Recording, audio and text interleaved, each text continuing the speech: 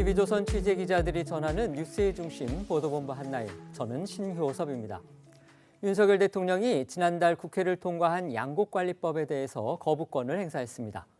민주당이 여당 반대를 뿌리치고 힘으로 밀어붙인 법안입니다. 윤 대통령으로선 여소야대 정국에서 대통령이 쓸 수 있는 사실상 유일하고 강력한 무기인 헌법상 법안 제2요구권을 취임 이후에 처음으로 꺼내든 겁니다. 이미 거당적인 규탄 집회와 일부 의원들의 삭발을 통해서 대통령을 압박해온 민주당은 대여 공세 수위를 더욱 끌어올렸습니다. 가뜩이나 출구가 보이지 않던 대치 정국이 더욱 짙은 안개 속에 빠져들었는데요. 첫 순서로 이 소식부터 자세히 알아보겠습니다. 윤석열 정부 규탄한다!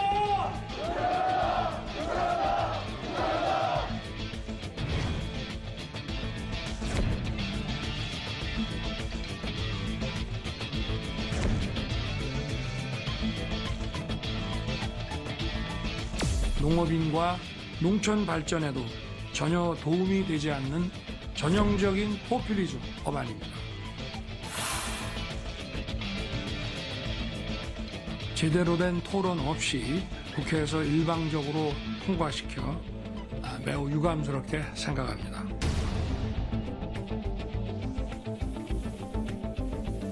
대통령 거부권은 대통령 마음대로 힘자랑이나 하라는 제도가 아닙니다. 여소야대 상황에서 이런 무리한 법을 막을 방법은 제2요구권밖에 없기.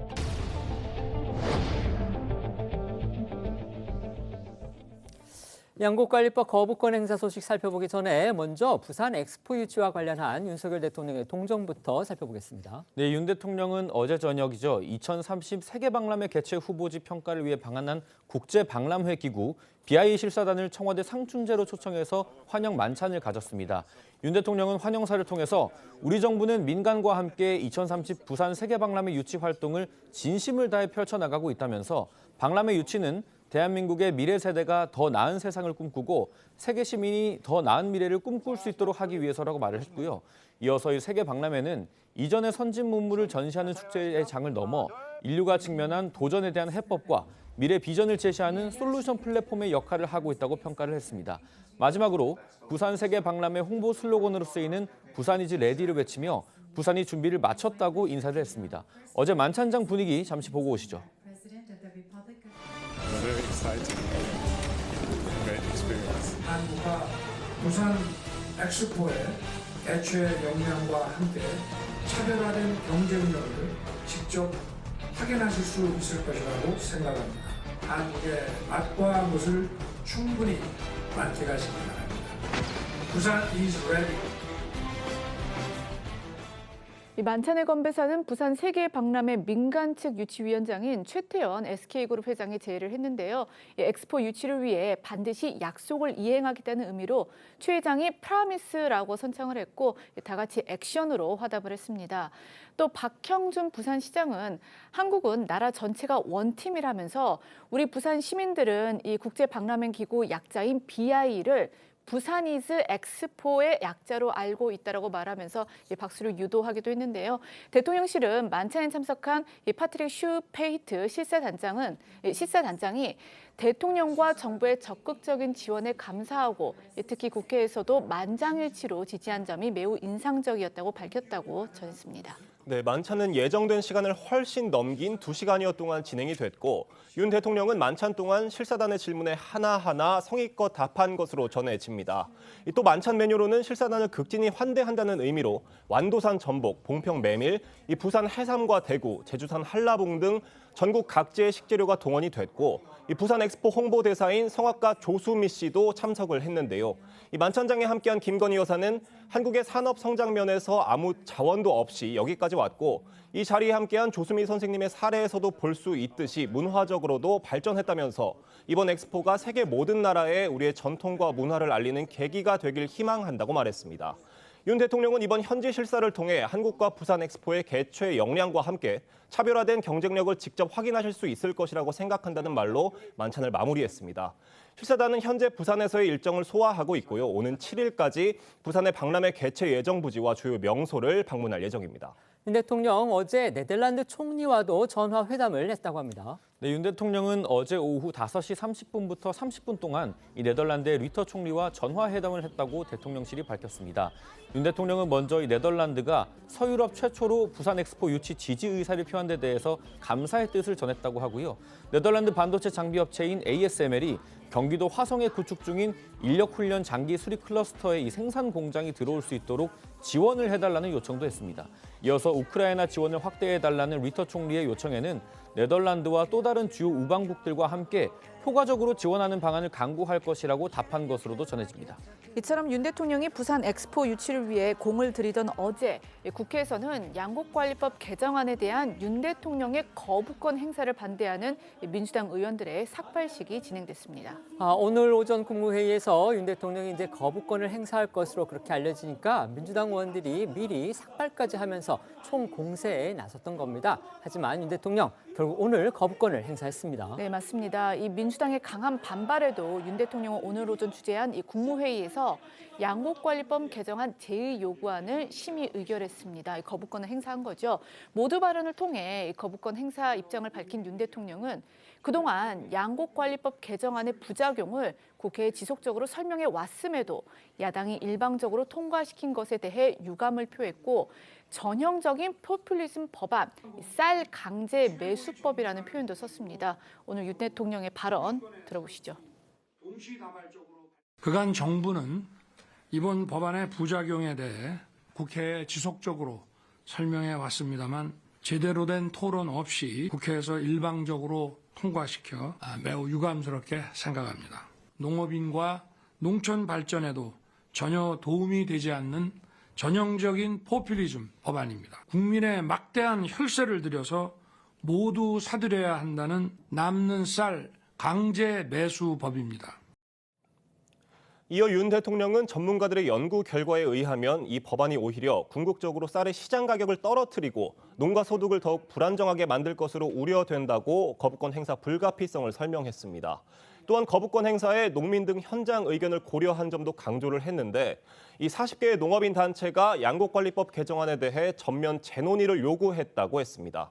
그러면서 윤 대통령은 농식품부를 비롯한 관계 부처는 쌀 수급을 안정시키고 농가 소득 향상과 농업 발전에 관한 방안을 조속히 만들어주길 당부한다고도 말했습니다. 네, 양곡법 개정안을 좀 설명을 드리면 쌀 수요 대비 초과 생산량이 3에서 5%거나 쌀값이 전년보다 5에서 8% 하락할 때 정부가 초과 생산량을 전량 매입하는 내용이 핵심입니다.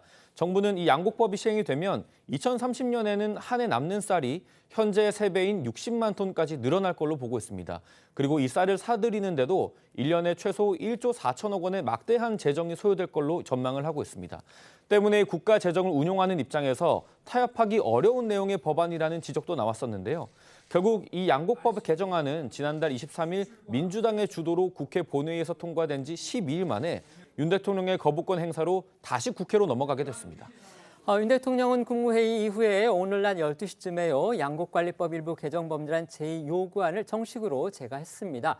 이로써 야당이 주도한 양곡법 개정안이 윤 대통령의 1호 거부권 대상이 된 겁니다. 네, 말씀하신 것처럼 이 윤 대통령의 이번 거부권 행사는 윤 대통령의 1호 거부권 행사이자 7년 만에 대통령 거부권 행사로 기록이 됩니다.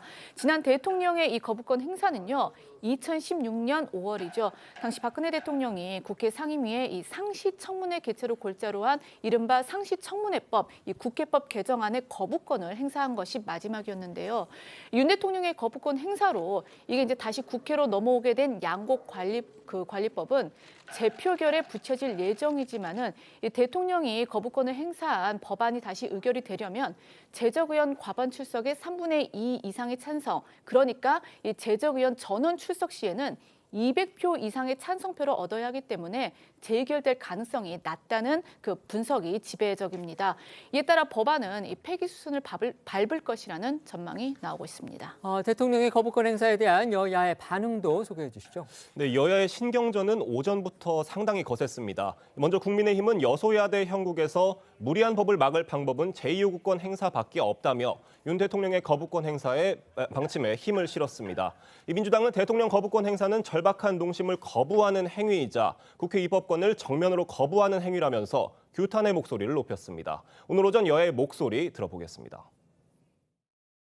양곡관리법이 우리 농업 전반과 국가 재정에 미칠 악영향과 민주당의 일방적인 강행 처리의 부당성을 지적하면서 제2요구권을 건의하겠다는 말씀을 해왔습니다. 여소야대 상황에서 이런 무리한 법을 막을 방법은 제2요구권밖에 없기 때문입니다. 엑스포 실사단이 국회를 방문하기 직전에 국회 군에서 삭발식 같은 극한 투쟁을 해야 했는지 참으로 어처구니가 없고 부끄럽기까지 합니다. 절박한 농심을 매몰차게 거부하는 행위이자 국회 입법권을 정면으로 거부하는 일입니다. 거부권 행사를 반대해온 다수 국민한테도 반기를 드는 셈입니다. 국회가 통과시킨 법안마저 거부권이란 칼을 쥐고 마음대로 휘두르면서 입법부를 겁박하고 있습니다. 네, 방금 나온 국민의힘 주호영 원내대표의 말처럼 양곡법 개정안에 대한 윤 대통령의 거부권 행사는 사실상 예견된 일이기도 했습니다. 맞습니다. 윤 대통령 그동안에 여러 차례 이 법안에 대해서 부정적인 입장을 피력해왔죠. 네, 양곡법이 국회 상임위원회를 통과한 직후인 지난해 10월 20일에 윤 대통령은 출근길 약식 기자회견을 통해서 농민들에게 별로 도움이 안 된다며 부정적인 입장을 표했고 지난 1월 농림축산식품부 업무보고 모두 발언에서도 무제한 수매는 결코 우리 농업에 바람직하지 않다고 말하면서 반대 입장을 분명히 한 바가 있습니다. 당시 윤 대통령의 발언도 다시 한번 들어보겠습니다. 양곡관리법안이 국회 상임위를 통과했습니다. 과연 이것이 농민들에게 저는 도움이 안 된다라고 생각을 하고 있습니다. 무조건 정부가 매입해주는 이런 식의 그 양곡관리법은 농민에게도 도움이 되지를 않고 결국 우리 농업에 바람직하지 못하다고 저는 생각을 합니다. 윤석열 대통령이 오늘 결국 양곡법 개정안에 대해서 거부권을 행사했습니다. 그런데 이게 지금 시작일 뿐이다 이런 지적도 나옵니다. 왜냐하면 지금 민주당이 힘으로 밀어붙이려고 생각하는 법안들이 지금 여러 개 대기 중입니다. 예를 들면 방송법 개정안도 있고요. 또 간호법 개정안도 있습니다. 따라서 이 대통령의 거부권 행사, 그다음에 야당은 법을 밀어붙이고 이 같은 거부권 대치 정국이 계속 이어질 가능성이 나오고 있는데 이것에 대해서 지금 야당이 내부적으로는 이거는 결코 자신들한테 불리하지 않다. 결국 대통령이 국회를 갖다가 무시하고 국회 입법권을 갖다가 계속 거부하는 그런 상황을 초래해서 만들어주고 국민 앞에 보여주는 것이 야당으로서는 결코 정치적으로 봤을 때 불리하지 않다. 이런 판단을 하고 있다는 그런 얘기도 나옵니다. 어떻게 보십니까? 뭐 그런 측면도 있다고 봅니다. 그런데 이제 대통령이 국정운영과의 본인의 생각과 다르면 거부권 행사할 수 있죠. 근데 역대 정부가 이제 정권이 넘어왔을 땐 전 그런 생각을 합니다. 그러니까 잘된 거는 이어가고 잘못된 거는 고치고요. 부족한 건 채워야 되는데 이번에 대통령 거부권, 양곡관리법은 솔직히 말씀드리면 부족한 부분을 채우는 그런 상황이거든요. 그래서 저는 이번에 대통령 거부권은 잘못 쓰셨다라고 판단이 되고요. 양곡관리법 자체는 이게 그 무제한 수매라고 대통령께서 얘기를 하시고 여야 간에 뭐 협치가 없었다, 일방적이었다 하지만 이 대통령이 거부권 행사한 양곡관리법은 국회의장의 중재안으로 수정안이 돼서 올라간 것입니다. 그래서 이 부분에 대해서는 무제한 수매 자체도 조금 잘못된 표현이고 야당의 독주에 의해서 그냥 그 법안이 올라왔다. 이것도 조금은 좀 왜곡된 표현일 수도 있다고 보는데요. 양곡관리법 부분을 정말로 잘못 정부가 포퓰리즘이라고 얘기를 하는 것은 이거는 쌀 수매, 쌀만 다 사들이는 게 중요한 게 아니라 그러니까 타작물, 논타작물 재배 지원 이 부분이 지난 문재인 정부 때 기재부에서 이걸 폐지를 했습니다. 그러다 보니까 이걸 통해서 쌀 수급을 조정을 했었거든요. 그리고 그동안 정부가 오랫동안 양곡관리법에 근거해서 말하자면 이 쌀을 공공수매를 합니다. 한 18% 정도를 우리 국민들이 먹는 거에 18%를 하는데 시장 격리 부분들이 있어요. 이게 바로 쌀 수급을 위한 시장 격리입니다. 그런데 일단 공공수매를 해놓고 나서 이 시장 격리에 예산을 줄이기 위해서 말하자면 타작물 재배 지원으로 넘어가는 것이거든요. 그런데 이런 부분들을 복합적으로 고려를 하셔가지고 거부권을 행사해야 되는데 그냥 마냥 쌀 그냥 다 사들이는 거야 이런 식으로 좀 표현하셨다는 것은 좀 거부권 행사에 있어서 잘못 좀 행사하신 것 같다. 좀 그렇게 말씀드리고 싶습니다. 아까 이제 그 주호영 원내대표가 그렇게 얘기를 했습니다. 이제 여소야대 정부에서 대통령이 쓸 수 있는 유일한 카드가 사실 이것밖에 없다. 근데 실제 이제 사례를 찾아보니까 가령 노태우 정부, 그다음에 노무현 정부, 박근혜 정부 뭐 다 썼습니다. 특히 이제 노태우 정부와 노무현 정부 때는 여소야대 정국이었는데 노태우 정부 때는 13대 국회에서 7번을 행사를 했고요. 그다음에 노무현 대통령은 16, 17대 국회에서 6번을 행사했다고 합니다. 윤석열 대통령 이거보다 혹시 앞으로 이제 다음 총선에서 어떻게 될지 모르겠지만 더 늘어날 수도 있겠다 이런 생각도 드는데 어떻게 보십니까? 사실 그렇기 위해서 다음 총선에서 국민의힘이 이제 승리해야 된다는 것이 사실 지금 여당으로서도 국민의힘의 이제 주장인 거죠. 그렇죠. 국민의힘의 주장인 것이고 이제 대통령의 바람일 것이라고 생각합니다. 근데 이제 이번 특히 이 양국관리법 같은 경우에는 대통령 입장에서는 거부권을 행사할 수밖에 없었던 것이 이게 여러 가지로 문제점이 많은 법입니다. 물론 국회의장이 중재를 했고 뭐 수정도 했고 이렇게는 됐었습니다만은 본질은 결국 과잉 생산된 쌀을 국가의 돈으로 사겠다라는 것은 변함이 없는 것이거든요. 여기 가서 여러 가지 부작용들이 발생할 수밖에 없는 것이고 애초에 과잉 생산할 수밖에 없는 메커니즘을 정부가 주장한다는 면에서 저는 애초에 이제 민주당이 오히려 시장 논리에 역행하는 법안을 만들었다 이렇게 생각을 하고 정부 입장에서는 당연히 여기에 대해서 거부권 행사할 수밖에 없는 겁니다.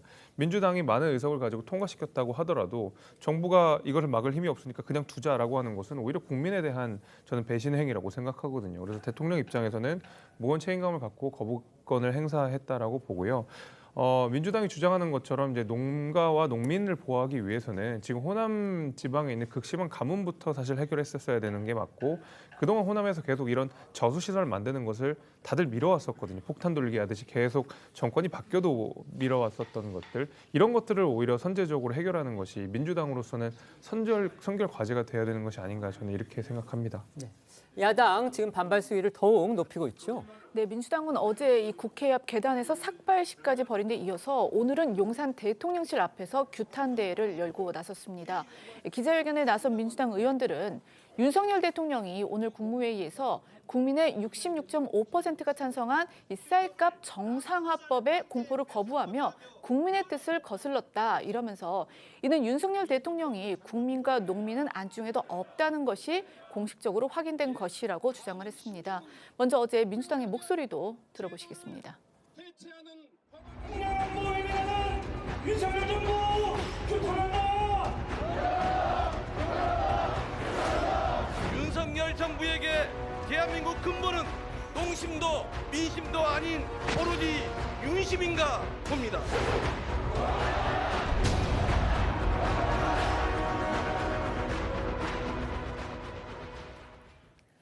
보신 것처럼 양국법 개정안을 밀어붙인 민주당이 삭발식까지 하고 나서자 어제 국민의힘에선 삭발해봐야 머리는 자란다는 과거 박지원 전 국정원장의 발언이 소환되기도 했습니다. 이태영호 최고위원이 자신의 SNS에 민주당 의원들의 삭발 사진과 함께 민주당으로 다시 간 박지원 전 의원의 말을 그대로 돌려드리고 싶다면서 삭발해봐야 머리는 다시 길 거고 단식해서 죽은 사람은 없다 이런 글을 올린 겁니다.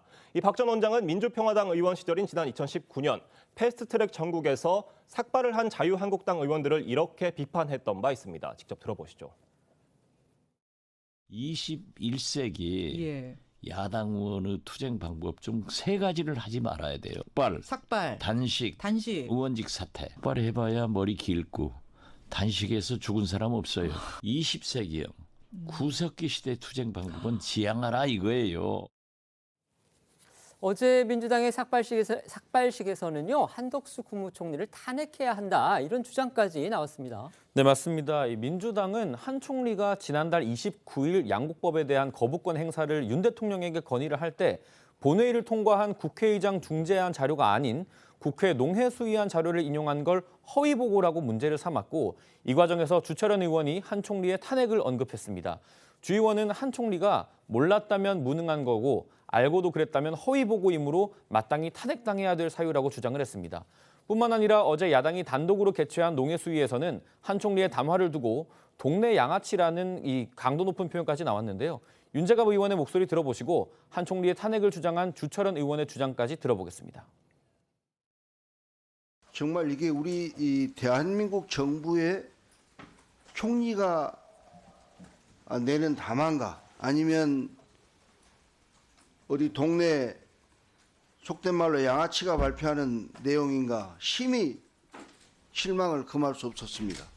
윤석열 정부의 국무총리는 분석 결과를 가지고 국민들에게 명백하게 거짓말을 했습니다. 이런 가짜자료 인용을 몰랐다면 심각한 무능이고 알고도 인용한 것이라면 거짓말로 국회는 물론이고 국민을 능멸한 작태로서 해임은 물론이고 마땅히 탄핵돼야 할 사유입니다. 이러한 민주당의 주장에 국민의힘에서는 입만 열면 탄핵이라는 그런 비판이 나오고 있습니다. 특히 오늘 김기현 대표는 자신의 SNS에 이른바 탄핵 위협 중독에 빠진 이 민주당의 금단 증상이 도를 넘고 있다 이런 글을 올렸는데요. 김 대표는 이 글에서 윤석열 정부 출범 이후 민주당은 법무부 장관, 외교부 장관, 심지어 대통령 탄핵을 입에 올리며 힘자랑을 한 바 있고 어제는 총리와 농림부 장관 탄핵을 언급하고 나섰다 이러면서 가히 입만 뻥끗하면 탄핵이다. 민주당 의원들의 머릿속엔 탄핵 두 글자만 들어있는 듯 하다라고 이야기를 했습니다. 이어 민주당이 윤석열 정부를 흠집내고 민생 경제를 파탄하는 게 자신들에게 유리하다는 판단하에 반대를 위한 반대에만 올인하는 모습을 보인다며 노무현 전 대통령도 6차례 거부권을 행사했다는 사실을 민주당은 되돌아봐야 한다라고 꼬집었습니다. 또한 국민의힘 소속 농해수위 위원들은 어제 성명을 통해서 대통령의 양곡관리법에 대한 입장 표명 시기가 임박해오자 민주당이 자극적인 선동으로 국민 감정을 최대한 부추기고 있다며 양곡관리법은 농민 단체조차 반대하는 법이라고 목소리를 높였습니다. 실제 지난해 말 6개 농업인 단체로 구성된 한국종합농업인단체협의회는 이 양곡법 개정안의 정책 효과가 불확실하다면서 반대 입장을 밝히는 기자회견을 한 바 있었고요. 이 기자회견을 통해선 양곡법 개정 시 막대한 재정이 투입되는 반면에 정책 효과는 미미하다는 주장이 농업계 전반에서 제기되고 있다고 주장했습니다. 여기에 일각에선 예산이 쌀에 집중될 경우 밀과 콩과 같은 농업 분야나 이 축산 분야는 차별을 받을 것이라는 우려도 나오는 상황입니다. 관련해 국민의힘 유상범 의원의 이야기도 들어보시죠. 가격에 어떤 변화만 오면 국가가 다 매수를 해준다. 네. 이 다른 농민들은 그걸 수용을 못하는 겁니다.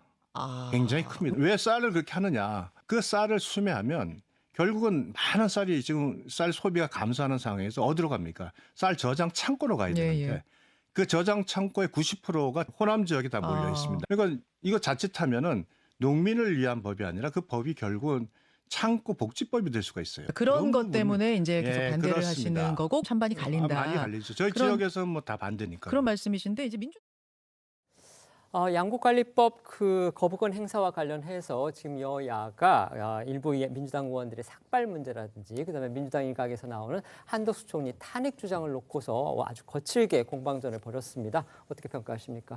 일단 좀 양곡관리법 자체가 여야 간의 상임위에서 좀 치열하게 다퉜던 것 같아요. 그러니까 그리고 또 이 농촌 지역을 지역구로 두시는 의원들께서는 이게 양곡관리법을 왜 이렇게 호도하지? 이런 부분에 있어서 좀 거칠게 얘기하신 부분이 있다고 봅니다. 그런데 이 몇몇 의원 두 분이 탄핵 얘기를 했다 해서 민주당 머릿속에 탄핵만 있겠습니까? 그거는 좀 과한 또 정치적인 언어인 것 같고요. 탄핵이라는 것은 솔직히 뭐 바람직하지는 않습니다. 민주당도 그렇게 생각하고 있고요. 그래서 이 부분에 있어서는 어떤 일부 농해수 위원들의 발언을 가지고 민주당까지 뭐 전선을 확대하는 것은 좀 그것도 옳지 않다. 그렇게 좀 평가하고 싶습니다. 네, 말씀해 주시죠. 이미 우리 행안부 장관이 이상민 장관은 탄핵소추안이 발의가 돼서 통과가 돼가지고 현재 직무정지 상태 아니겠습니까?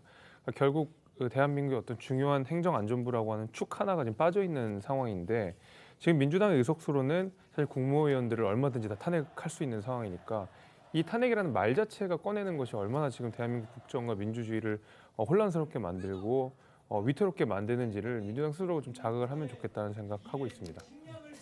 어제 국회에서 대정부 질문이 열렸습니다. 정치, 외교, 안보 분야의 대정부 질문이었는데 누구보다도 한동훈 법무부 장관한테 야당 측의 질의가 집중됐습니다. 헌법재판소의 검수안박법 결정, 이게 다시 도마에 올랐습니다. 네, 어제 대정부 질문은 이 정치, 외교, 통일, 안보 분야였지만 민주당 의원들은 한동훈 법무부 장관에게 이 민감한 현안에 대한 질의까지 집중적으로 쏟아냈습니다. 특히 공방에 치열했던 사안은 바로 앞서 나온 그 헌재의 검수완박법 결정이었는데요. 한 장관은 이 검수완박법 유지를 택한 이 헌재의 결정에 문제가 많지만 법 집행을 담당하는 사람으로서 이 헌재 결정을 존중하고 또 결정 취지에 맞춰 법을 집행하겠다 이런 입장을 내놨었죠.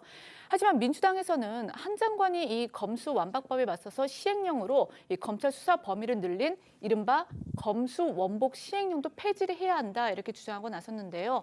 한 장관은 이 적법한 시행령이라고 반박을 했고 이 과정에서 민주당은 법무부가 시행령을 만들면서 검수완박 법안에 등자를 이 법안 취지와 달리 광범위하게 해석을 했다며 국어사전을 좀 보라고 공세를 또 펴기도 했습니다. 한 장관은 자신이 본 국어사전과 좀 다른 것 같다고 이렇게 받아치면서 이때 아닌 국어사전 설정까지 벌어졌는데요. 보시죠. 검사 수사 개시 시행령 이거는 입법권을 무력한 시행령 쿠데타입니다. 그렇지 않습니까? 적법한 시행령이고 거기에 대해서 법제처도 문제 없다고 했고 벌써 몇 개월 동안 정상적으로 진행되어 오고 있지 않습니까? 그걸 왜 되돌려야 하는 것이죠? 국어사전 찾아봤어요? 제가 보는 국어사전하고 다르신 것 같은데요. 그 취지에 맞춰서 부패와 경제 범죄를 재조정한 것이고요. 거기에다가 단순하게 위증과 무고 같은 사법 저해 사범 관련 사건만 추가한 것이라는 말씀드립니다. 초등학생도 그렇게는 국어사전을 해석하지 않습니다. 제가 보기에 우리 법무부 장관님은 포도원을 허무는 작은 여우 같아 보입니다. 그동안 법사위 등을 통해 민주당 의원들과 물러서지 않는 설전을 벌여왔던 한동훈 장관. 어제 대정부 질문에서도 민주당 의원들의 공세에 하나하나 반박하고 나섰습니다. 이 과정에서 대정부 질문과는 크게 관련이 없는 사안이 언급되거나 한 장관을 향해 호통을 치고 고성이 오가는 일도 벌어졌습니다. 갑자기 법무부 교정시설에서 근무하는 대체 복무요원이 몇 명이냐 이런 내용을 갖고서도 또 설전이 오갔다고 합니다. 네, 맞습니다. 민주당 김병주 의원이 한동훈 장관에게 내놓은 질문이었습니다. 한 장관은 사전에 받지 못한 질문이라 정확한 숫자를 알 수가 없다. 확인하고 말씀드리겠다고 답을 했습니다. 여기에 김 의원은 직무유기라면서 한 장관을 향해 목소리를 높였는데요. 법무부 장관이 대체 복무요원을 관리하는데 몇 명인지도 모르냐며 법무부 장관이면 정치적으로 하지 말고 본업에 충실하라고 이 정치라는 단어를 언급하기도 했습니다. 김병주 의원과 한동훈 장관의 설전이 이어지자 여야 의석에서는 품위를 지켜라, 건방지다 등등 고성이 터져 나오며 소란이 일기도 했습니다. 관련 내용 들어보겠습니다. 갑자기 지금 제가 대체 복무 현재 법무부 예하에는 대체 복무요원이 몇 명 있습니까? 미리 제가 사전 질문을 안 받은 상태에서 숫자를 물어보시는데 답하기는 어렵습니다. 대략 몇 명입니까? 필요하시면 제가 나중에 말씀드리겠습니다. 장관님. 예. 자, 장관님. 위원님, 호통 치실 일이 아니잖아요. 왜 호통을 치십니까? 그래, 제가 확인하고 말씀드리겠다고 말씀드렸죠? 예. 한정훈 장관. 예. 지금 무슨 시간입니까? 질문에 답을 하는 시간입니다. 대정부 질문 시간이고 꼭 예상 질문이 있어야 답할 정도밖에 안 됩니까? 위원님, 숫자를 물어보는 거에 답할 수 있는 사람은 잘 없습니다. 그래서 제가 확인해서 말씀드리겠다고. 지금 그럼 우리나라 지금 장학 퀴즈 하는 거 아니지 않습니까? 법무부 장관은 본업에 충실하세요. 정치적으로 놀지 말고 들어가세요. 예. 본업에 충실하세요. 네, 그런가 하면 한 장관과 검수완박법을 놓고 설전을 벌이기도 했던 김회재 민주당 의원은요. 한동훈 장관에게 갑자기 애창곡이 있느냐고 묻기도 했는데요. 다소 뜬금없는 질문에 한 장관은 당황스러운 표정을 지으면서 예라고 이제 되물었고 재차 애창곡을 물으니까 윤도현은 아니다 이렇게 답을 했습니다. 윤도현 이제 유명한 가수죠. 윤도현은 아니다. 앞서 김의겸 민주당 의원이 이제 한동훈 장관을 향해서 제기했던 이른바 청담동 술자리고 그것과 관련이 있는 걸로 보입니다. 네, 말씀하신 대로 김의겸 의원은요. 지난해 그 국정감사 자리에서 윤석열 대통령과 한동훈 장관이 참석한 그 술자리 의혹을 제기하면서 한 장관이 가수 윤도현 씨의 노래를 불렀다는 증언이 있었다 이렇게 주장을 했던 적이 있었죠. 그리고 결국 그 해당 의혹은 사실이 아닌 것으로 드러났습니다. 한 장관은 어제 그 대정부 질문에서 애창곡 질문을 받자 이 논란을 겨냥해서 윤도현은 아니다 이렇게 답을 한 것으로 보입니다. 그런데 김혜재 의원 왜 한 장관한테 그 애창곡 얘기를 물어본 걸까요? 이게 이제 김혜재 의원은요 한 장관의 그 애창곡으로 가수 김수희 씨의 노래 애모가 생각난다 하면서 그 관련 그 가사를 읊었는데요.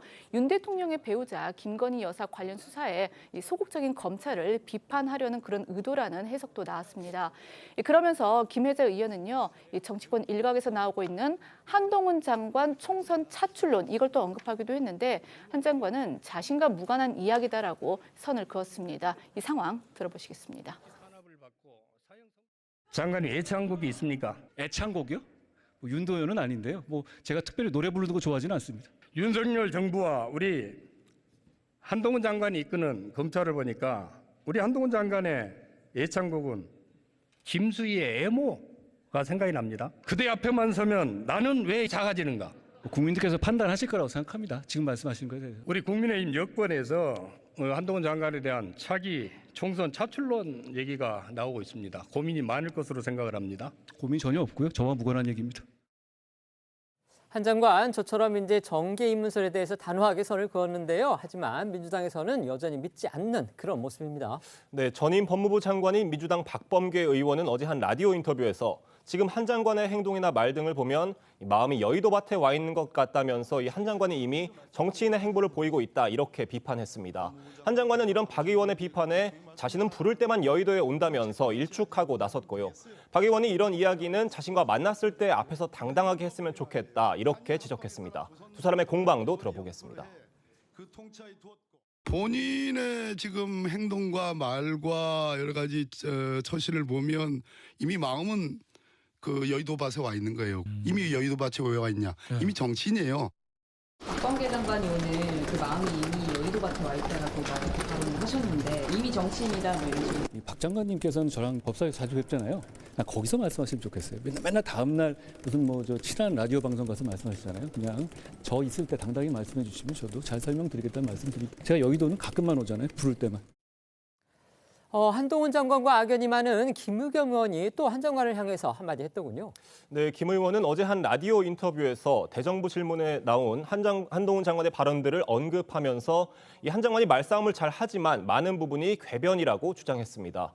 그러면서 한 장관은 조선의 제1혀다 이렇게 말하기도 했는데요. 김의겸 의원 목소리 들어보겠습니다. 정말 말싸움 하나는 정말 잘한다. 저도 정말 감탄하고 그런 능력에 대해서 저도 부럽습니다. 그런데 그럴듯해 보이긴 하는데 냉정하게 따지면 저는 많은 부분이 궤변이라고 생각을 해요. 오늘 말하는 걸 보면서 조선 제일 혀다. 조선 제일 합니다. 현란한 말솜씨가 한 장관을 스타로 만들기도 했지만 한 장관의 그러한 말솜씨와 말투 또 그 전개하는 논리 이런 것들이 또 윤석열 정부에게 또 한 큰 부담이기도 하다라고 생각을 합니다. 어제 시작된 국회 대정부 질문에서도 역시 야권의 질의 대부분이 한동훈 법무부 장관에게 집중이 됐습니다. 때릴수록 한 장관만 키워준다 이런 지적이 사실 야권 예배에서도 나온다는 소식 저희도 전해드렸었는데 야당 의원들 왜 이렇게 한 장관에 대한 공세를 멈추지 않고 있는지 그 이유가 뭐라고 보십니까? 이게 한동훈 장관 자체도 좀 법무부 장관으로서 보기 힘든 그러니까 독특한 스타일이긴 합니다. 국무위원들이 대부분 좀 나름대로 좀 그냥 했던 말, 좀 일상적인 말로 대답을 하는데 한동훈 장관 국민들이 보시면 말싸움 하듯이 하잖아요. 한마디도 지지 않고 하고.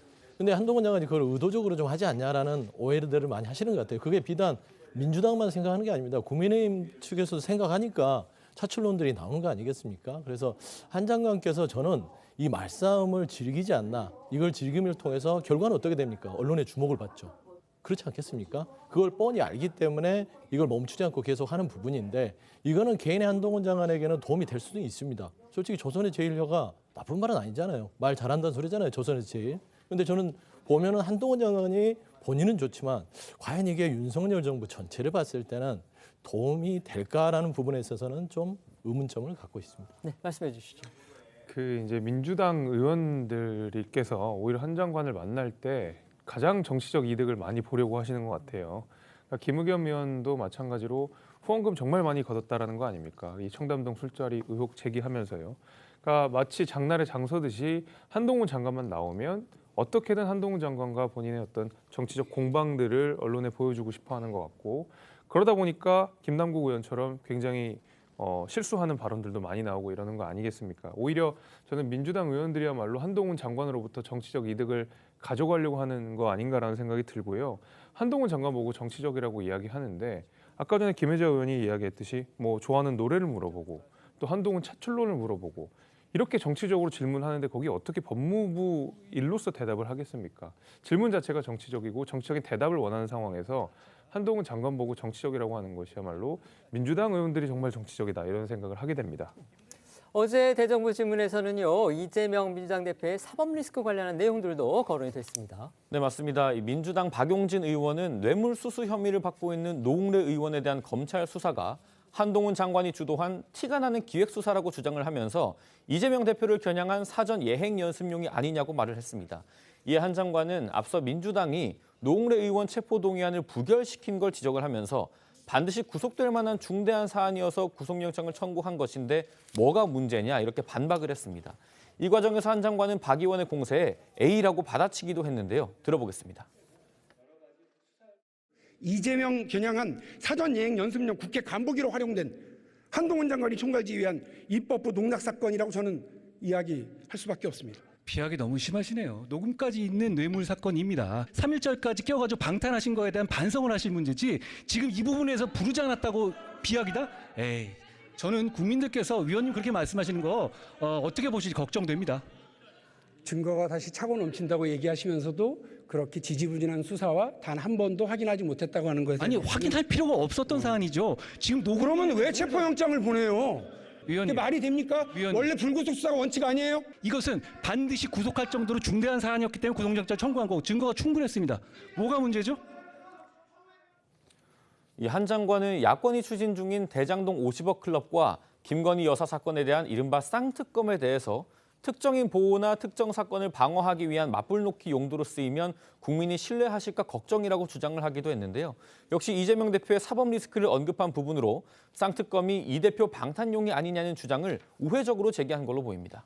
이재명 대표 사법 리스크와 관련해서 새로 나온 소식들도 짚어보겠습니다. 검찰이 지난주 이재명 대표 재판에서 유동규 전 본부장의 유튜브 발언을 여러 차례 언급하면서 적극적으로 활용을 했다고 합니다. 네, 유동규 전 본부장은 최근 한 유튜브 채널에 연속 출연하면서 이재명 대표를 겨냥한 폭로성 발언들을 이어가고 있는데요.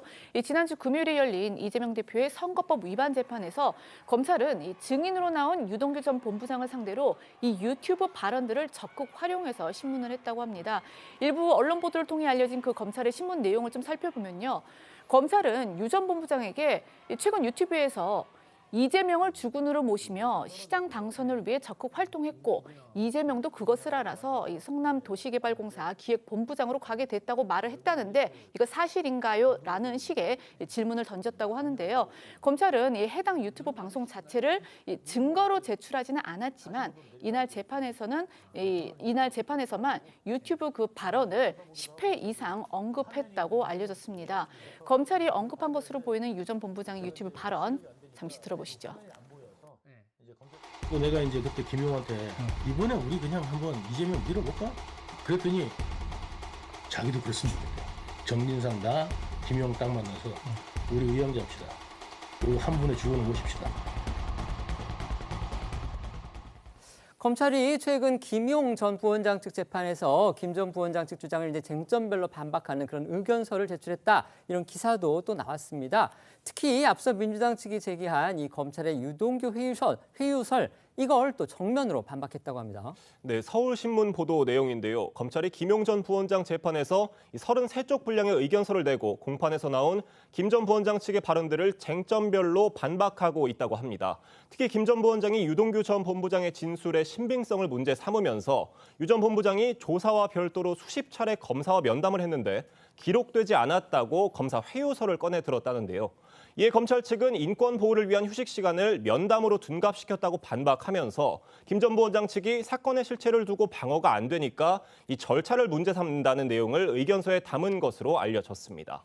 재판부에서 김용전 부원장 측에게 이제 이재명 대표의 대선 경선 자금 관련 자료를 제출하라 이렇게 요구를 했는데 김 전 부원장 측이 한 달째 침묵하고 있다 이런 보도도 또 있었습니다. 네, 김용 전 부원장 측은 이재명 대표의 대선 경선 자금은 합법적으로 마련이 됐고 대장동 일당으로부터 일절 불법적인 정치 자금을 받은 적이 없다고 혐의를 부인하고 있습니다. 문화일보 보도에 따르면 김 전 부원장 사건 재판부가 지난달 7일 첫 번째 재판에서 김 전 부원장 측의 관련 주장을 입증할 수 있도록 경선 자금 마련이나 지출 등 객관적인 증빙 자료를 제출하라고 요청한 걸로 알려졌습니다. 하지만 이 김 전 부원장 측이 최근까지도 구체적인 자료 제출 계획이나 검토에 들어가지 않은 것으로 알려졌다고 이 문화일보는 보도를 했는데요. 김 전 부원장은 앞서 검찰 조사에서도 이 대표 대선을 준비하는 과정에서 조직 관리 비용 등을 어떻게 마련했는지 등에 대해서는 침묵했던 걸로 알려졌습니다. 관련해 법조계 일각에서는 김 전 부원장 측이 끝내 자료를 내지 않을 경우 합법적으로 경선을 치렀다는 김 전 부원장 측 진술의 일관성이 흔들리면서 검찰 주장에 힘이 실릴 수 있다는 평가가 나오는데요. 김 전 부원장 측이 이처럼 불리할 수 있는 상황에도 자료를 제출하지 않고 있는 건 이재명 대표에게 불똥이 튀는 걸 막기 위한 전략이라는 관측도 나옵니다. 김용전 부원장 측이 이제 자료를 제출하지 않고 있는 건지 아니면 못하고 있는 건지 이 부분에 대해서는 좀 더 저희가 살펴볼 필요가 있을 것 같습니다. 어제 국민의힘 하영재 의원에 대해서 검찰이 청구한 구속영장이 법원에서 기각이 됐습니다. 이 사안 역시 이재명 대표 건과 비교가 돼서 지금 비판이 나오고 있죠. 네, 말씀하신 것처럼 이 하영재 국민의힘 의원은 앞서 이 정치자금법 위반 등의 혐의로 구속영장이 청구됐었고요. 국회에서 이 체포동의안이 통과되는 과정에서 이재명 대표의 체포동의안이 부결됐던 것과 비교가 되면서 이 대표의 방탄 논란을 더 키웠던 바 있습니다. 이어 하 의원은 이 체포동의안 통과로 영장 실질 심사를 받았는데 어제 법원이 증거인멸 및 도주우려가 없다는 이유로 하 의원에 대한 구속영장을 기각을 하면서 또다시 이재명 대표의 이 체포동의안 부결 상황과 비교가 되며 방탄 논란이 재점화하고 있습니다. 실제로 그간 국민의힘은 물론 이 일부 민주당 인사들과 정의당에서도 이재명 대표를 향해 이 불체포 특권을 버리고 당당하게 법원의 판단을 받아야 한다는 압박이 나왔었는데요. 앞서 하영재 의원 체포동의안 표결 당시 나왔던 국민의힘 목소리부터 들어보겠습니다. 이재명 대표에게 묻습니다. 오늘 체포동의안에 찬성하셨습니까? 과거 이재명은 숱하게 불체포 특권을 포기한다고 약속했지만 지금의 이재명은 지난달 체포동의안을 부결시켜 불체포 특권 뒤에 숨었습니다. 당장 하영재 의원의 구속영장이 기각되자 조정은 시대전환 의원은 자신의 SNS에 이 대표 체포동의안 부결과 비교한 비판 글을 올렸습니다. 이 조 의원은 이 대표가 결국 그렇게 믿던 방탄조끼에 발등이 찍힌 꼴이 되었다며 이 불체포 특권 뒤에 숨지 말고 떳떳이 영장 심사를 받으라고 그렇게 조언했건만이라고 글을 남겼습니다. 또 비명계 조응천 민주당 의원은 오늘 한 라디오 인터뷰에서 하영재 의원 구속영장 기각을 언급하면서 이재명 대표 체포동의안 표결 당시에도 이 판사를 납득시켜서 영장 기각을 받아오면 사법 리스크가 일거에 해소될 수 있다는 이야기를 많이 했었다고 아쉬워하기도 했습니다. 이 조응천 의원 목소리도 들어보겠습니다. 떳떳하게 내가 판사 앞에 가가지고 이런 거 다 얘기하고 입증도 안 됐고 난 그런 사실 없다라고 판사를 납득시켜서 영장 기각을 받아오게 될 것 같으면 사법 리스크를 일거에 해소할 수 있는 거 아닌가 그런 얘기 그런 생각들을 많이 했었는데 또 이번에 하영재 의원 영장이 이렇게 기각되고 나니까 참 공교롭게 그때 얘기가 다시 나오네요. 그 당금질 과정을 거친 다음에 명검이 될 것이다. 일정 부분 동의합니다. 그렇지만 왜 민주당도 함께 당금질을 당하고 있냐 지금. 그래서 당과 대표를 분리하라고 그렇게 계속 말씀을 드린 건데. 하영재 국민의힘 의원 어떻든 이제 체포 동의안이 국회에 제출이 되니까 동료 의원들한테 이제 부결시켜달라고 그때 흡수했다 이런 저희 기사도 봤는데 어쨌든 그 체포 동의안이 통과가 됐었죠. 그런데 법원이 이 영장을 기각을 했습니다. 사실상 이제 그 구속영장을 발부하지 않을 이유가 없다는 식이었습니다. 또 본인이 그 혐의를 갖다 인정하고 있다 이런 점도 들었습니다. 그런데 이렇게 되니까 민주당의 비명계를 중심으로 해서 이재명 대표의 체포 동의안 부결과 비교해서 방탄 논란이 다시 커질 수밖에 없다 이런 지적들이 지금 나오고 있습니다. 정말 그렇게 될까요? 일단은 말하기는 쉬운 것 같습니다. 본인 일이 아니라고 그렇게 얘기를 하는데 이제 하영재 의원과 이재명 대표는 조금 다른 부분이 있죠. 국민의힘의 개별 의원이라고 본다면 이재명 대표는 야당의 대표 신분입니다. 그러니까 따지고 보면은 야당 대표에 대한 검찰의 어느 정도 정치적 의도가 있다고 탄압의 징후가 있다고 판단한 차원에서 야당 대표가 구속영장 심사를 받으러 가는 것들이 상당한 리스크가 있죠. 그거는 죄의 어떤 무게와 이런 내용을 떠나서 야당 대표를 영장 심사에 내놓는다. 이 부분은 하영재 의원하고 비교하는 것들은 지금 비명계 쪽에서는 조금 그냥 말을 위한 말을 한 게 아닌가 그렇게 좀 보고 있고요. 뭐 어느 정도 선에서는 비판할 수 있지만 전체적으로는 의원들은 야당 대표에 대한 정치적 어떤 수사에 대해서는 방탄이 아니라 보호를 해야 된다라는 의견들이 지금 당내에서 형성돼 있습니다. 네, 말씀해 주십시오. 이재명 대표가 이제 본인의 혐의와 관련해서 그다음에 검찰의 수사와 관련돼서 끊임없이 하는 얘기가 소설이라는 거거든요. 검찰이 무리한 수사를 하고 있다. 지금 검찰이 짠 시나리오는 전부 소설이다. 허술하다. 이런 얘기를 반복적으로 많이 하고 계시는데 법원이라고 그것이 만약에 허술하다 그러면 모를까요? 저는 법원은 더 잘할 거라고 생각하거든요. 그렇기 때문에 사실 민주당 내부에서도 차라리 영장심사 받으시라. 이 정도로 허술한 수사라 그러면 법원에서 판단해 줄 것이다. 그 당시에도 요구하는 분들이 많았었거든요. 아니나 다를까 하영재 의원 역시도 실제로 기각을 하게 되니까 기각을 하는 거 아니겠습니까? 법원은 어쨌든 삼권 분립에서 어떤 정치랑 한 발자국 떨어진 데서 사실만 가지고 판단을 하는 기관입니다. 그래서 저는 하영재 의원의 그 구속영장이 기각된 사례를 보고 이재명 대표가 정말 본인이 자칫 잘못하면 이게 문제가 생길 수 있다는 두려움 때문에 영장 심사를 안 받은 것이 아닌가라고 사후적으로도 좀 확인하게 됩니다. 네. 다음 이슈 다뤄보기 전에요. 좀 안타까운 속보 하나 전해드리겠습니다. 원로 가수 현미 씨가 오늘 오전에 별세했습니다. 향년 85세입니다. 연합뉴스 기사에 따르면요, 그 경찰이 밝힌 건데요. 오늘 오전 9시 37분쯤에 서울 용산구 이촌동 그 자택에서 현미 씨가 쓰러져 있는 것을 팬클럽 회장이 발견해서 경찰에 신고했다고 합니다. 곧바로 현미 씨 인근 병원으로 옮겨졌는데 사망 판정을 받았다고 합니다. 고인의 명복을 빌겠습니다. 요즘 세간에 가장 큰 관심을 모으고 있는 강력범죄 사건 소식 살펴보겠습니다. 서울 강남 한복판에서 벌어진 40대 여성 납치 살인 사건 수사 속보인데요. 영상 먼저 보고 얘기 나눠보겠습니다.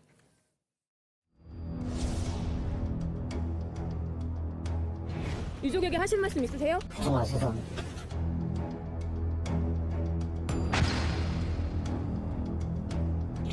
금전과 연관된 원한 관계였을 개연성이 굉장히 높아 보여요.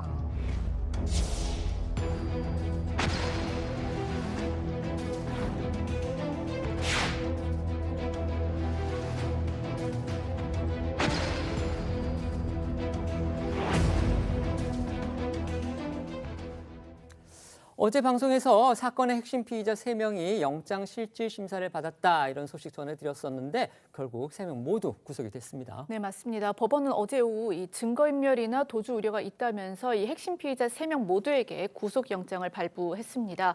당초 밤 늦게 구속 여부가 결정될 수 있다는 그런 예상도 있었지만 그보다 이른 시간에 이제 구속이 결정된 것은 결국 법원이 그만큼 이 피의자들의 혐의를 무겁게 본 것이 아니냐 이제 그런 해석이 나오고 있습니다. 어제 오전 영장 심사를 받기 위해 그 유치장을 나선 3인조는요. 취재진 앞에서 처음에는 묵묵부답으로 일관했지만 법원 앞에 도착한 뒤에는 이 피해자를 직접 납치 살해한 황 씨 그 한 명만 죄송하다고 짧게 사과하기도 했는데요. 직접 들어보시겠습니다. 왜 납치 살해하셨습니까? 또 다른 공범 있습니까? 피해자와 유가족들에게 한 말씀 해주시죠. 죄송합니다. 금품 노렸다면서 왜 살해하셨습니까? 왜 납치 살해하셨습니까? 계획된 범죄였나요? 또 다른 공범 있습니까? 피해자와 유가족에게 한 말씀 해주시죠. 금품 노렸으면서 왜 살해하셨습니까? 한 말씀 해주세요. 혐의는 인정 안 하십니까? 어제 경찰은 강남 납치 살인 사건의 피해자로 이들 3인조 외에 20대 남성 1명을 추가로 입건했습니다. 이 남성은 과거 배달 대행 일을 하면서 황 씨, 연 씨와 알게 돼서 피해자 미행 등의 역할을 맡았던 것으로 전해졌습니다. 하지만 미행과 감시가 힘들다는 이유로 범행 막판에 이탈했다고 하는데요. 이 때문에 경찰은 이 남성에게 당초 살인 예비 혐의를 적용했었지만 구속영장을 신청하면서 죄명을 강도 예비 혐의로 바꾼 상태입니다. 경찰은 범행 모의 과정에서 황 씨가 이 20대 남성에게 범행 가담에 대한 대가로 피해자로부터 코인을 빼앗아서 승용차 한 대를 사주겠다고 제안했다는 진술도 확보했습니다. 구속된 피의자 3명 가운데서요, 당초 이제 이모 씨가 이 범행을 지시하고 또 주도했다 이런 혐의를 받고 있었는데 이 씨 말고 범행의 실제 배우로 의심되는 또 다른 인물이 나타났다 이런 기사들이 나왔습니다. 네, 이 보도 내용을 좀 종합해 보면요, 경찰은 이번 사건의 실질적인 배우로 의심되는 코인업계 관계자 2명을 수사 중인 것으로 알려졌는데요. 이 두 사람은 부부 사이입니다. 그리고 또 피해자와는 이 가상화폐 손실 관련 사건으로 송사를 벌여왔던 것으로도 전해졌습니다. 경찰은 일단 이들에게 출국 금지 조치를 내린 상태입니다.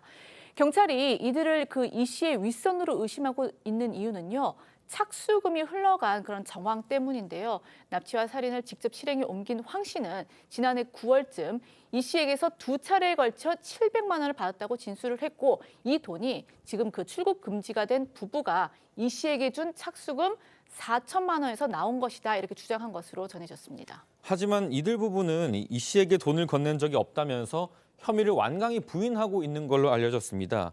이 씨 측 변호인은요, 배우로 거론된 코인업계 관계자 부부가 이 출국 금지 조치에 당황하고 있다면서 부부가 이 씨에게 착수금을 줬다는 피의자 일부의 주장은 사실이 아니라고 주장을 했습니다.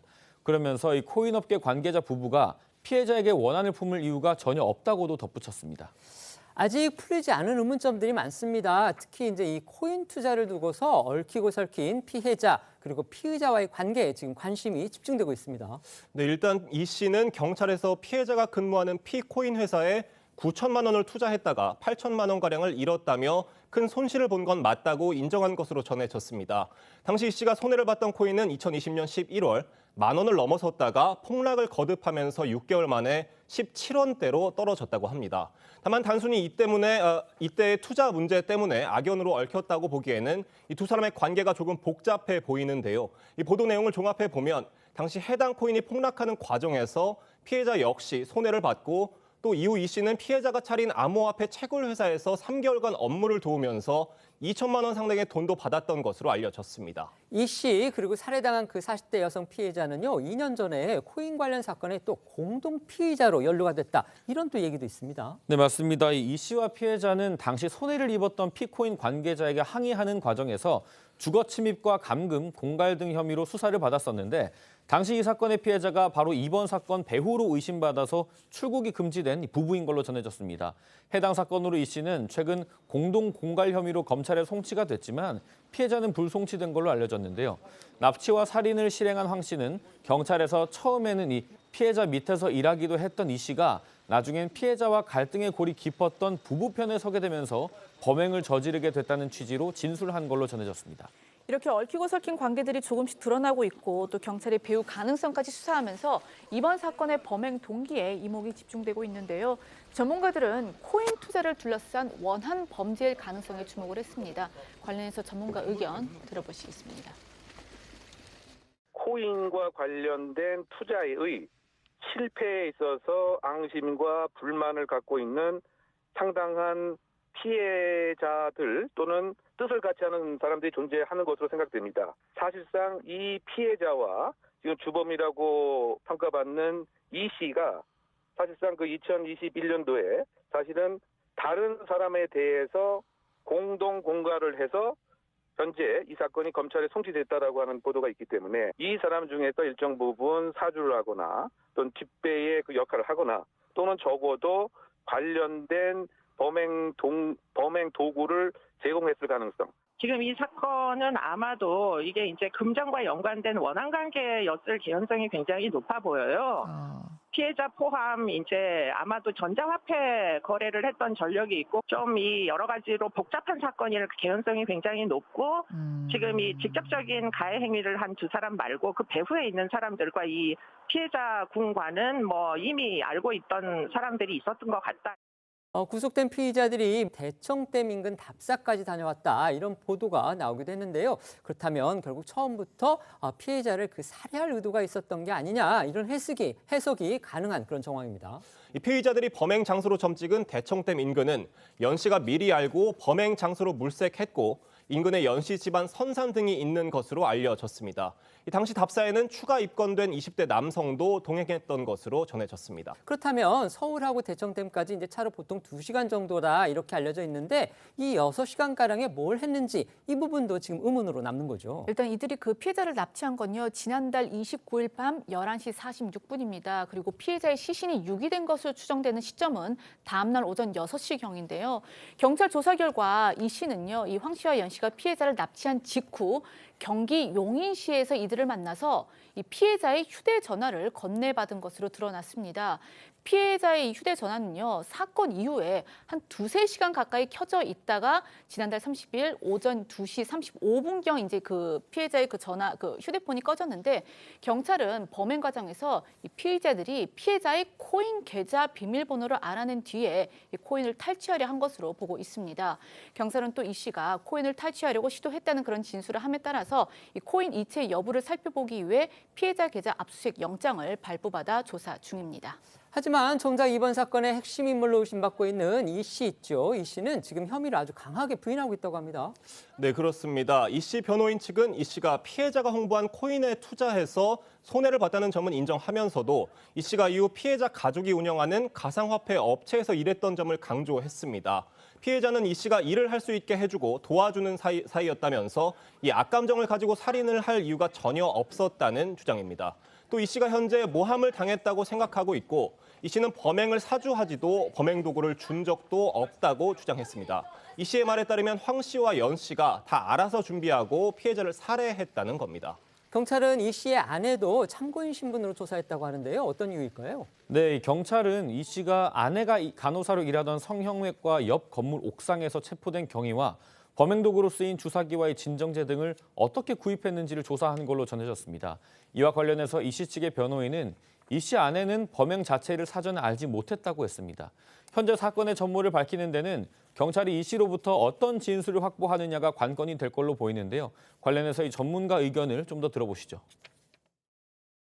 중요한 것은 직접 실행을 한 사람, 그리고 지금 사주를 했다라고 하지만 이런 등등에 있어서 증거가 또 있어야 되지 않겠습니까? 증거 중심 재판주의이기 때문에 그런 측면에서 이 씨는 나는 뭐 살해라고 하는 그런 얘기도 한 적이 없다라고 부인한다고 한다면 그러면 결국은 연 씨, 황 씨, 이 씨의 예를 들면 이메일이라든가 전화 통화 내역이라든가 메시지라든가 등의 포렌식을 통해서 입증을 하는 것이 또 수사의 과제가 아닌가 보입니다. 구속된 피의자 3명의 신상 공개 여부 내일 결정된다고 하죠. 네, 경찰은 내일 오후 신상 공개 심의위원회를 열어서 피의자들의 신상 공개 여부를 결정할 방침인데요. 일각에서는 주범으로 지목된 이 씨가 혐의를 강하게 부인하고 있어서 이 신상 공개 여부의 쟁점이 될 거라는 전망도 나옵니다. 핵심 피의자 3명 지금 구속된 상태인데 신상 공개 해야 된다고 보십니까? 저는 해야 된다고 생각합니다. 뭐 미국이나 유럽 같은 경우에는 그 머그샷이라고 부르죠. 얼굴이 그대로 드러난 사진들을 바로 공개를 하거든요. 우리나라 같은 경우에는 굉장히 좀 잔인한 범죄나 특정 가중 범죄 같은 경우에만 지금 신상 공개를 하게 되어 있는데 심사를 거쳐서 합니다. 그렇죠. 예, 그런 경우지만 사실 유럽이나 미국 같은 경우에는 훨씬 더 자유롭게 많이 공개가 되고 저는 이런 특정 또 이 심각한 범죄 같은 경우에는 우리 국민들도 알 권리가 좀 있다고 생각이 돼서 저는 공개를 해야 된다고 생각합니다. 네, 말씀해 주십시오. 저도 동의하는데요. 공개를 해야 되는데 이제 신상공개심의위원회를 신상 공개를 하는 이유가 추가 범죄 발생을 막자고 하는 거거든요. 근데 이제 헌법상 무죄 추정이 있기 때문에 또 이 살인범들에 대한 또 인권 얘기가 그렇습니다. 있지만 그럼에도 불구하고 이 살인범들 특히 흉악범들이잖아요. 근데 이 사람들한테 동의를 얻어야 머그샷을 공개할 수 있다. 그거는 좀 제도적으로는 지금 미비점이라고 보기 때문에 이 제도를 빨리 보완해서 추가 피해가 발생되지 않도록 신상 공개를 즉각 하는 게 맞지 않겠냐 그렇게 생각하고 있습니다. 네. 지금부터는 오늘 하루 놓치면 안 될 핫한 뉴스를 모아 전해드리는 어쩌다 이런 일이 코너로 이어가겠습니다.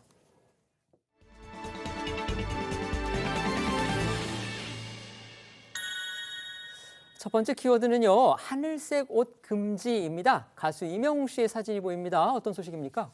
네, 가수 이명웅 씨가 오는 8일 서울 월드컵 경기장에서 열리는 FC 서울의 홈 경기에 시축자로 나선다는 소식 앞서 전해드린 바가 있죠. 이명웅 씨가 시축을 앞두고 SNS에 하늘색 옷은 자제해달라는 당부의 메시지를 올려서 화제가 되고 있습니다. 이유는 이명웅 씨의 팬클럽의 상징색이 하늘색이기 때문인데요. 하지만 이 하늘색은 FC 서울의 상대팀인 대구 FC의 상징색이기도 합니다. 이렇게 이명웅 씨의 팬클럽 하늘색 옷이 특정 팀을 응원한다는 이 불필요한 오해를 살 우려가 있자 이명웅 씨가 사전에 교통 정리를 한 것으로 보입니다. 이명웅 씨는 경기의 드레스 코드는 하늘색을 제외한 자율 복장이다. 영웅 시대를 드러내는 의상을 입고 싶겠지만 이 축구 팬덤의 또 다른 문화를 존중하고 지켜주시길 부탁드린다면서 공지를 전달했습니다. 참고로 FC 서울의 상징색은 검정색과 빨강색입니다. 이명웅 씨 시축 소식 보도되자마자 정말 많은 팬들의 관심을 받고 있다고 합니다. 네, 맞습니다. FC 서울 구단 측이 대구 FC와의 경기에 이명웅이 시축을 한다고 보도자료를 배포하자 이후에 해당 경기를 예매하기 위한 문의 전화가 이어졌다고 합니다. 이명웅 씨가 중장년 여성을 주축으로 한 두터운 팬층을 보유해서인지 문의 내용도 이전과는 좀 달랐다고 하는데요. 구단 관계자에 따르면 어제 오전부터 이명웅 씨 팬들로부터 다양한 전화 문의가 오는데 티켓을 예매하는 법, 이명웅 씨가 앉는 좌석 등 대부분 축구장에 처음 오는 분들이기 때문에 이전에 듣지 못하던 문의가 쏟아졌다고 웃으면서 말을 했다고 합니다. 이명웅 씨의 효과가 이제 축구 경기에서도 발휘가 된 듯 그렇게 보이는데요. 실제로 그 티켓도 예매 시작과 동시에 아주 빠르게 팔려나오고 있다고 합니다. 정말 불티나게 팔려나오고 있다고 하는데요. FC 서울은 대구전이 그 8일 오후 열리는 것에 발맞춰서 어제 오후부터 예매를 개시를 했습니다. 이 예매 시작 불과 10분 만에 2만 장이 팔렸고 또 30분이 경과가 되니까 2만 5천 장이 넘게 빠르게 팔려나갔다고 합니다. 이런 그 티켓팅 열기 때문일까요? 이 온라인 중고 마켓에는요. 티켓 판매 하루도 채 지나지 않아서 암표까지 등장을 했다고 하는데 하지만 이는 임영웅 효과를 노린 전문 암표상이 올린 물건일 수 있으니 주의하셔야 한다고 합니다. 이 해당 경기는 아직 매진된 상황이 아니니까 공식 예매 사이트를 통해서 이용하시는 게 좋을 것 같습니다. 이처럼 엄청난 팬클럽 회원을 자랑하는 임영웅 씨의 그 시축이 예고가 되면서 FC 서울 측은 이번 시즌 홈 최다 관중 1위 달성의 기대감을 높이고 있다고도 전해지고 있습니다. 이명웅 씨 시축 소식이 알려졌을 때 과연 어떤 경위로 이명웅 씨가 이 서울 FC를 골랐을까 사실 저도 궁금을 했었는데 기사들을 보니까요. 이 서울 FC 선수들 중에 그 이명웅 씨하고 친분이 있는 선수들과의 인연이 바탕이 됐다 이렇게 알려졌다고 합니다. 네, 바로 공격수 황의조 선수와 미드필더 기성용 선수입니다. 이명웅 씨는 황의조 선수가 프랑스 무대에서 뛰었을 당시에 직접 현지 응원을 나섰을 정도로 친분이 깊은 걸로 알려졌고 최근에는 이명웅 축구 동호회에 기성용 선수가 직접 참석한 것으로도 알려졌습니다. 이번 시축 역시 이 황의조 기성용 선수가 맺은 깊은 친분이 만들어낸 결과라는 게 구단 관계자들의 설명입니다. 때문에 이들의 플레이를 지켜보는 것도 주요 관전 포인트가 될 것으로 보이는데요. 관련해 남다른 축구 사랑을 보인 이명웅 씨의 모습도 잠시 보고 오겠습니다.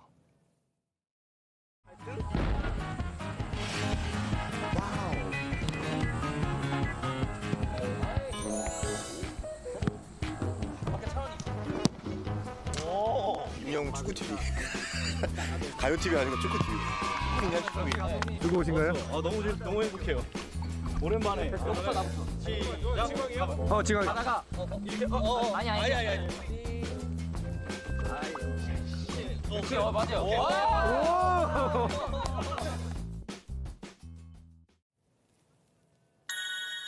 두 번째 키워드 보겠습니다. 코트로 닦은 이유인데요. 전두환 전 대통령의 손자 전우원 씨가 광주에서 서울로 돌아왔다고 합니다. 네, 이 5.18 단체 관계자 등에 따르면 전우원 씨는 지난달 30일부터 3일간 광주에 머물면서 공식적, 비공식적으로 5.18 관계자들과 만난 뒤에 지난 1일 밤 서울로 올라왔다고 합니다. 아시다시피 전우원 씨는 지난달 28일 한국에 귀국하자마자 마약 유투약 혐의로 경찰에 체포가 됐고 38시간 만에 석방된 바가 있습니다. 이후에 곧바로 강주로 이동해서 지난달 31일부터 5.18 관련 일정을 소화를 했었는데요. 관련해 지난 모습들 보고 오겠습니다. 전두환 씨는 5.18 앞에 너무나 큰 죄를 지은 죄인이고 학살자임을 가족의 구성원으로서 인정하고 정말 다시 한번 사과드립니다. 진심으로 사죄드립니다. 사과합니다. 이렇게 와줘서 고마워 영기네. 감사합니다. 고마워. 보면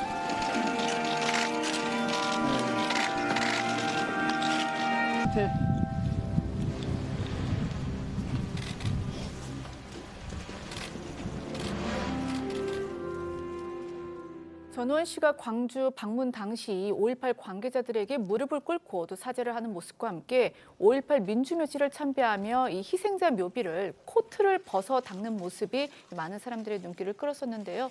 전우원 씨가 오늘 라디오에 출연해서 당시 그런 행동을 한 이유에 대해 설명했습니다. 들어보시죠. 그냥 저는 그 자리에 제가 있다는 것 자체가 큰 죄라고 생각을 했어요. 그 전두환 일가의 가족의 구성원으로서 광주에 간다는 것 자체가 너무 많은 분들에게 상처로 남을 것 같았습니다. 그래서 그 묘지에 가서 참배를 드릴 때 정말 제가 할 수 있는 최선을 다하고 싶었어요. 그래서 제가 그때 입고 있던 것 중 가장 좋은 게 코트였고 코트를 사용해서 다 닦아드리고 싶었습니다. 그리고 당연히 그보다 더 좋은 게 그 자리에 있었다면은 그걸 사용해서 닦았을 거예요. 뿐만 아니라 전 씨가 국립묘지에서 쓴 방명록 역시 주목을 받았습니다. 전 씨는 민주주의의 진정한 아버지는 여기에 묻혀 계신 분들이라고 적었는데 과거 전두환 전 대통령의 부인 이순자 씨가 한 인터뷰에서 남편은 대한민국 민주주의의 아버지라고 말했던 것과는 대비되는 모습이었기 때문입니다. 이에 대해서도 오늘 입장을 밝혔는데요. 직접 듣고 오시죠. 할머니가 2019년 인터뷰에서 보니까 민주주의 아버지가 누구인가 저는 우리 남편이라고 생각한다. 예. 이걸 그대로 할머니한테 되돌려주는 그런 의미인가요? 그때 인터뷰에서 말씀도 하셨고 사적으로 손자들에게도 그렇게 많이 말씀을 하셔서 항상 들을 때마다 좀 의외라고 생각했는데요. 막상 광주에 와서 이렇게 처참하게 비극을 경험하신 모든 분들을 뵙고 또 그렇게 많은 고통이 있는데도 저를 품어주시는 정말 천사 같은 분들을 다 뵈면서 정말 진정한 민주주의의 영웅 그리고 아버지는 광주에 계신 시민들 그리고 저한테 돌을 던지지 않고 따뜻하게 안아주신 모든 분들이라고 생각을 했습니다. 전우원 씨 조만간 다시 광주를 찾을 예정이다 이런 말도 했습니다. 네, 전 씨는 SNS로 활동을 이어가는 한편 조만간 다시 한번 광주를 방문해서 5.18 관계자들과 사적지 등을 찾을 예정인 걸로 전해졌습니다. 한편 전 씨는 귀국 직후에 이 마약류 투약 혐의로 조사를 받았었는데요. 이와 관련해서 경찰은 전 씨에 대해 구속영장 신청 가능성을 배제하지 않고 있다고 전했습니다. 경찰청 관계자에 따르면 투약한 마약의 종류와 횟수, 방법, 증거인멸이나 도주 우려 등을 종합적으로 고려하고 있다고 밝혔습니다. 그리고 전 씨는 현재 출국 금지 조치가 내려진 상태로 경찰은 전 씨를 추가로 불러서 조사할 방침으로 알려졌습니다. 관련해 전 씨는 오늘 인터뷰에서도 마약 투약 혐의와 관련해서는 잘못했다고 생각한다며 사과를 재차했습니다. 세 번째 키워드입니다. 지민 새 역사 쓰다인데요. 세계적인 아이돌 그룹 BTS의 멤버 지민 씨의 소식입니다. 네, 맞습니다. 글로벌 팬덤을 보유한 그룹 BTS의 멤버 지민 씨가 K-팝의 새 역사를 썼습니다. 지민 씨의 첫 솔로 앨범 타이틀곡 Like Crazy가 미국 빌보드 핫 100 차트에서 한국 솔로 가수 최초로 1위를 차지한 건데요. 멤버의 군입대로 개별 활동에 들어갔지만은 이 BTS의 글로벌 파워가 여전하다는 것을 증명한 셈인데요. K-팝 솔로 가수 최초로 빌보드 1위를 기록한 지민 씨의 노래와 함께 목소리 한번 들어보시죠.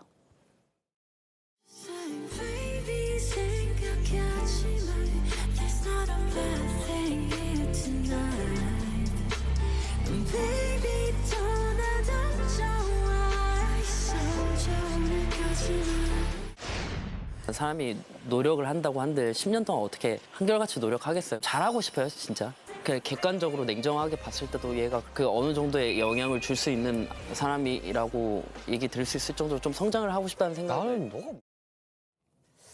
성장하고 싶다 하던 지민 씨 정말 이제 BTS라는 그룹으로 일군 역사에 이어서 이 처음 이제 솔로 앨범을 발표를 해서 이룬 쾌거가 있기 때문에 정말 한 단계 더 성장했다 이렇게 볼 수가 있겠습니다. 네, 그렇습니다. BTS는 2020년 글로벌 히트곡인 다이너마이트를 필두로 2021년 마이 유니버스까지 총 6곡의 핫 100 1위 곡을 보유하고 있습니다. 그런데 이번에 지민 씨가 Like Crazy로 이 빌보드 정상에 오르면서 말씀하신 대로 지민 씨는 그룹에 이어서 솔로까지 모두 핫100 1위 고지를 밟은 최초의 K-팝 가수로 기록되게 됐습니다. 한편 지민 씨 이전의 빌보드 핫100 최고 성적은 가수 싸이 씨였는데요. 싸이는 2012년 세계적인 열풍을 일으킨 강남 스타일로 7주 연속 핫100 2위를 기록한 바 있습니다. 네, 그리고 빌보드 핫백 정상에 오른 지민 씨는 어안이 벙벙하다는 소감을 남겼는데요. 실감이 잘 안 나서 뭐라 말씀드려야 할지 모르겠다며 방탄이라 가능하고 아미가에서 가능한 것이라고 이 팬들에게 감사의 인사를 남겼습니다. BTS 멤버들도 지민을 축하했는데요. RM과 제이홉, 슈가 등 이 BTS 멤버들은 너무 자랑스럽고 멋있다며 축하 메시지를 남기고 기쁨을 함께 나눴습니다. 저희는 1분 뒤에 다시 돌아오겠습니다. 오늘 준비한 소식은 여기까지입니다. 저희는 내일 오후 1시에 더 핫한 소식으로 찾아뵙겠습니다. 시청해 주셔서 고맙습니다.